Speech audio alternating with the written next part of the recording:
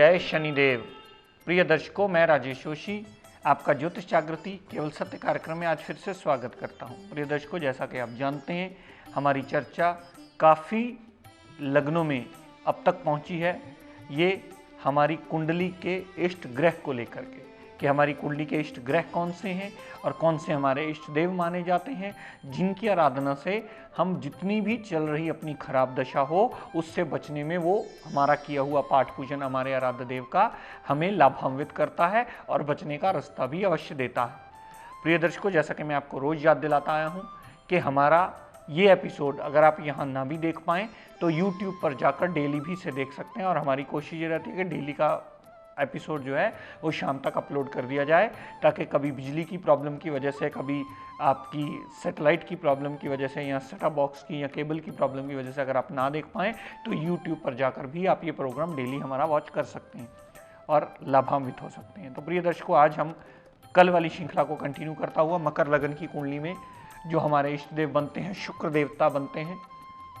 शुक्र देवता के लिए आप ओम शुक्राय नमः का पाठ भी कर सकते हैं, आप वैभव लक्ष्मी माता का व्रत भी कर सकते हैं, आप संतोषी माता का व्रत भी कर सकते हैं, आप शीतला माता का व्रत भी कर सकते हैं, ताकि आपका शुक्र देव आपको प्रसन्न होकर आशीर्वाद दे और आपकी चल रही किसी भी किस्म की कोई भी खराब दशा आपको मददगार सिद्ध हो और आपको प्रॉब्लम से निकलने का रास्ता आपको अवश्य दे दे।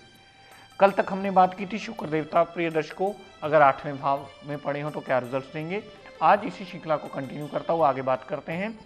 अगर शुक्र देवता 9वें भाव में पड़े हों, प्रिय दर्शकों, त्रिकोण का मालिक त्रिकोण में आ गया, लेकिन यहाँ एक बहुत बड़ी गड़बड़ ये हो गई कि कन्या राशि में शुक्र देवता को नीच का माना जाता है। अगर शुक्रदेव 6 नंबर राशि में आपकी कुंडली में कहीं भी पड़े होंगे तो उन्हें नीच का कंसीडर किया जाएगा और वो अपनी दशा अंतरदशा में आपको पूर्णतः खराब रिजल्ट ही देते मिलेंगे। यहां 9वें भाव में पड़े हुए शुक्र देवता जब भी अपनी दशांतरा में आएंगे, पिता से मनमुटाव होगा, कामकाज में ऑब्स्टेकल्स होंगी, जातक धर्म को नहीं मानने वाला होगा, जातक की हेल्थ में भी छोटी मोटी प्रॉब्लम होगी, संतान को भी कष्ट होने का योग बनता है, संतान से भी कष्ट होने का योग बनता है, स्टमक में प्रॉब्लम आने का योग बनता है, लवरमास में नाकामयाबी का योग बनता है और सारी कॉन्फिडेंस लेवल में भी जातक डिप्रेशन तक में जाने की स्टेज में भी अक्सर आ जाता है, क्योंकि पंचमेश भी है और यहाँ 9वें भाव में बैठने से सदैव 9वें भाव को खराब करता ही मिलता है। यहाँ से शुक्रदेव ने जितनी दृष्टि तीसरे भाव पर डाली तो छोटे भाई बहन से क्लेश, छोटी मोटी यात्राएं होंगी तो वो पूर्णतः लाभान्वित कभी नहीं होती। तीसरे भाव पर डाली हुई शुक्र देवता की दृष्टि अगर यात्राएं करवाती है तो उसमें सदैव दिक्कत परेशानी रखती है और मेहनत का फल पूर्णतः कभी देने वाली बनती ही नहीं। और यहाँ फिर वही पुराना बात, अगर आपको समझाते हुए किसी ने कह दिया कि पंचमेश शुक्र है, आप उसको पहन लीजिए, आपका तो यह बलहीन हो गया, तो नीचता का ग्रह बलहीन नहीं होता, नीचता में गया हुआ ग्रह अशुभ फलकारी होता है। बहुत सारे विद्वान वैसे भी इस बात को समझने लगे हैं कि 6, 8, 12 में गया हुआ ग्रह या नीच अवस्था का ग्रह हो तो वो सदैव अपनी दशांतरा में आपको अशुभता के फल देता मिलेगा। तो यहाँ 9वें भाव संबंधी भी पूर्ण अशुभता के रिजल्ट मिलेंगे। यहाँ से जितनी दृष्टि तीसरे भाव पर डाली तो तीसरे भाव संबंधी भी आपको पूर्णतः अशुभता के ही रिजल्ट शुक्र की दशांतरा में मिलेंगे। दर्शकों, अगर शुक्रदेव 10वें भाव में प्लेस्ड हो, 10वें भाव में प्लेस्ड होने से वो मालव्य नाम का एक पंच महापुरुष योग बना देते हैं और पंच महापुरुष योग रिजल्ट वो उतने प्रतिशत ही देगा जितना शुक्र में डिग्री वाइज अंश मात्र बलाबल होगा। अगर उसमें अंश मात्र बलाबल में कमी होगी तो उतने ही राजयोग में आपके कमी आ जाएगी, उतने प्रतिशत वो रिजल्ट देने में सक्षम नहीं होगा। तो 10वें भाव में पड़ा हुआ अगर डिग्री वाइज बलाबल हुआ तो मालव्य नाम का पंच महापुरुष योग शुक्र की दशांतरा में कामकाज में बढ़ोतरी करेगा, कामकाज का नया रास्ता खोलेगा। कामकाज अगर जातक शुक्र से जुड़ा हुआ करता है तो उसे लाभान्वित भी वो अवश्य करवाता है।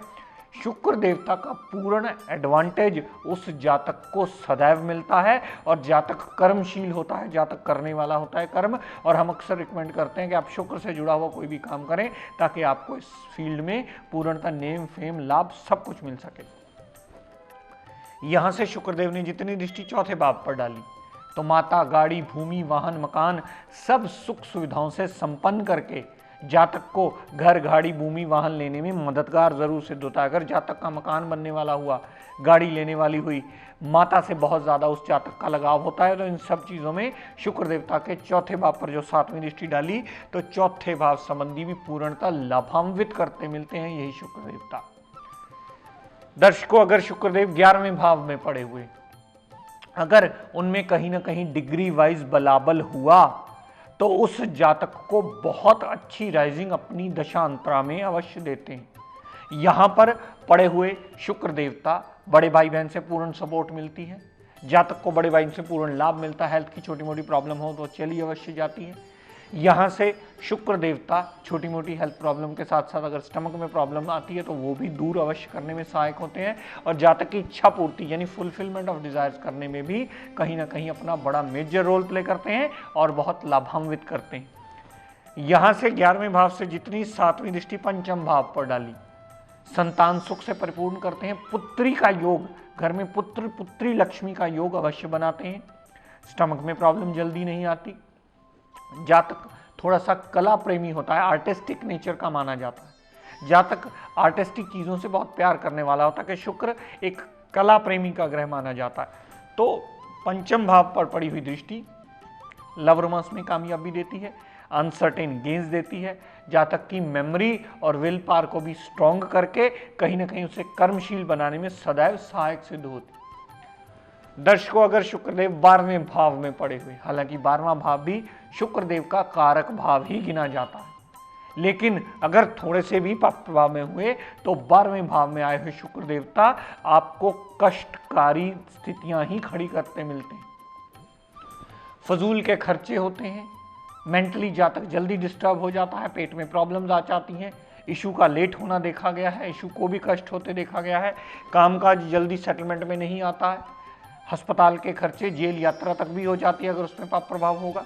शुक्र देवता ने यहां से जितनी दृष्टि 6ठे भाव पर डाली, 6ठे भाव पर डाली हुई दृष्टि रोग, ऋण, कर्जा, दुर्घटना, मुकदमा, कोर्ट केस, लिटिगेशन में बढ़ोतरी करके जातक का जीवन यापन कई गुना मुश्किलों से भर देता है। और यहाँ फिर किसी ने गलती कर ली, आपको कह दिया कि ये तो त्रिकोण का स्वामी है, ये तो बलहीन हो गया है, ये धारण करना बनता है, तो यहाँ हमारी विद्या को पढ़ने में सबसे बड़ी गलती होगी। 12वें भाव में पड़ा हुआ शुक्र कदापि किसी जातक को धारण नहीं करवाया जाता, सिर्फ एक अस्त अवस्था को छोड़कर। अगर वो ग्रह उदय अवस्था में है और 12वें भाव में पड़ा है तो उसका रतन धारण करने की भूल कभी मत कीजिएगा।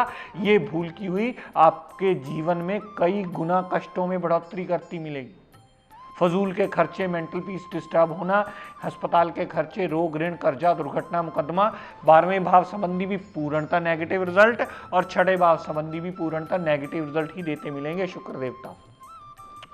तो इन्हें ठीक कैसे किया जाए, जैसा मैं आपको पहले भी इसकी जानकारी देता आया हूं प्रिय दर्शकों, ठीक करने का एक ही तरीका इसे माना जाता है। पाठ कीजिए, इसका पूजन कीजिए, इसका सिमरण कीजिए, इसका व्रत कीजिए, इसकी आरती पूजन कीजिए, या इसके आगे रोज एक माला ओम शुक्राय नमः करने की आदत डालिए। कभी भी, वैसे तो हर प्राणी का ये नियम होना चाहिए, हर इंसान का जो मनुष्य जीवन में है, हर इंसान का नियम होना चाहिए कि वो फीमेल्स की इज्जत करे, रिस्पेक्ट करे, उन्हें प्रणाम करे। लेकिन अगर शुक्रदेव बिगड़े हों तो आपको फीमेल से रिलेशन या मेल से रिलेशन सदैव एक रिस्पेक्ट रिगार्ड के रखने चाहिए, ताकि आपको किसी किस्म की ग्रह दिक्कत परेशानी ना दे। जो लव रोमांस के रिलेशंस होते हैं उनमें इतना रिस्पेक्ट रिगार्ड होना चाहिए कि शुक्रदेव किसी किस्म की आपको प्रॉब्लम ना दे। और 12वें भाव में पहनना नहीं है, उससे जुड़े हुए रिश्तों को सुधार करके ही आप शुक्र देवता से पॉजिटिव फल लेने में उसे बाध्य कर सकते हैं। तो आपने जाना प्रिय दर्शकों कि ग्रह तो वही है, शुक्र देवता ही है जो मकर लगन की कुंडली में पंचमेश और दशमेश है, लेकिन इसकी अलग अलग भावों में प्लेसमेंट होने से इसके रिजल्ट्स में बहुत बड़ा फर्क होगा, और ये फर्क आपको स्वयं समझना होगा। अगर पहली दूसरी बार ये बात आपको ना समझ में आए तो किसी आसपास विद्वान की मदद लीजिए और ये जानिए कि आपकी मकर लगन की अगर कुंडली है तो आपका शुक्र कहाँ पड़ा है और अपनी दशांतरा में क्या देने वाला है, कितने प्रतिशत फल देने वाला है, और आप इसे सुधारने के लिए कौन सी रेमेडियल मेजर अडॉप्ट कर सकते हैं ताकि आपका जीवन यापन आसान हो पाए।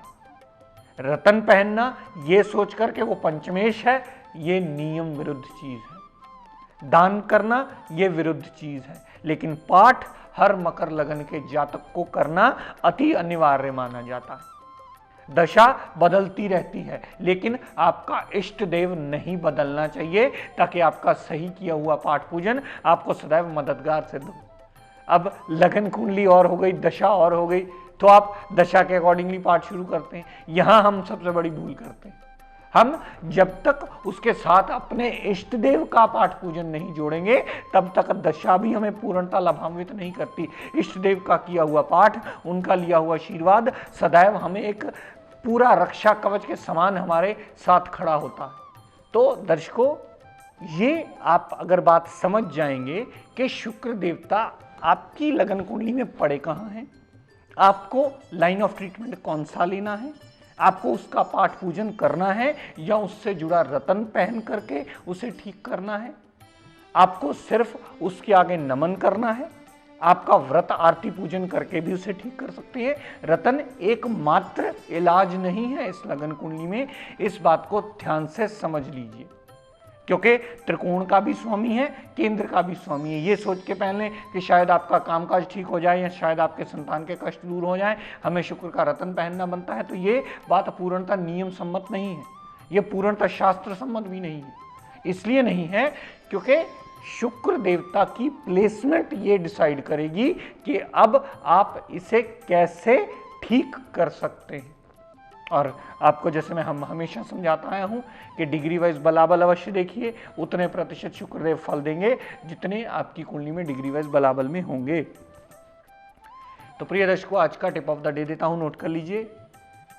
आप में से बहुत सारे लोग जब मिलने आते हैं, कुंडलियां दिखाते हैं, तो मैंने अक्सर ये बताया कि ज़्यादातर प्रॉब्लम कहीं ना कहीं शनि राहु केतु से ही जुड़ी होती है। शनि की दशा चल रही होती है, 7.5 चल रही होती है, ढैया चल रहा होता है, राहु की दशा केतु की दशा ऐसे बुरे प्रभाव में चल रही होती है, जिसकी वजह से ज़िंदगी में हमारी ऑब्स्टेकल्स नॉर्मल से ज़्यादा बढ़ जाती हैं, और फिर हम कुंडली लेकर किसी विद्वान की मदद लेने जाते हैं और अपनी प्रॉब्लम्स का हल ढूंढने के लिए जाते हैं। लेकिन अगर शनि राहु केतु का बहुत ज़्यादा पाप प्रभाव बढ़ा हुआ हो तो हॉस्पिटल में जाकर अगर आप किसी बीमार की सेवा कर लेते हो, हॉस्पिटल में जाकर अगर आप किसी को कोई दवाई अपनी यथाशक्ति अनुसार प्रोवाइड करवा देते हो, तो शनि राहु केतु का जितना मर्जी पाप प्रभाव होगा वो आपको बचने का रास्ता अवश्य दे देता है। और शनि राहु केतु का पाप प्रभाव शांत होना आपकी कुंडली में बहुत बड़ा मेजर रोल प्ले करता है, ताकि आप अपना जीवन यापन आसान कर पाएं। तो प्रिय दर्शकों, आज ये बात ध्यान से विस्तार पूर्वक समझ लीजिए कि कुंडली में ग्रह की प्लेसमेंट मैटर करती है और उसके अकॉर्डिंगली ही उसके बाद उसके हल ढूंढे जाते हैं। 1, 5, 9 का स्वामी सदैव पहनना ये बात शास्त्र सम्मत नहीं है। इसको समझने के लिए आप किसी विद्वान की पहले मदद भी ले सकते हैं। और अगर इस प्रोग्राम को डेली कंटिन्यू वॉच आप ना भी कर पाएँ तो आजकल हम इसको यूट्यूब पे अपलोड कर देते हैं, आप वहाँ भी इस प्रोग्राम को नियम से देख करके लाभान्वित हो सकते हैं।